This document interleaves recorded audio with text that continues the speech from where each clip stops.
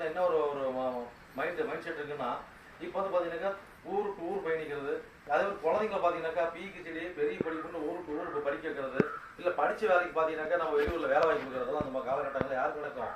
மிதராசிகள் நடக்குமா? நடக்கும். மாதங்களில் நடக்கும் சரிங்களா? அதே மாதிரி பார்த்தீங்கன்னா நம்ம காலகட்டங்களில் குழந்தைங்க வந்து பார்த்தீங்கன்னாக்கா குழந்தைங்க மேலே ஒரு வண்டி வாங்குறது, அவங்க வண்டி வாங்கி கொடுக்குறது, அவங்க படிப்புக்கு உண்டான செலவு பண்ணுறது, அவங்க உடம்புக்கு உண்டான செலவு பண்ணுறது, தாயாருக்கு உண்டான செலவு பண்ணுறது, பாப்பா நகையை பழசு போட்டு புதுசாக்குறது, இது எல்லாமே யாருக்கு நடக்கும்? மிதனராசிக்காரர்களுக்கு நடக்கும். சொல்லலாம். அதே மாதிரி திருமண தடையாக இருக்குதா?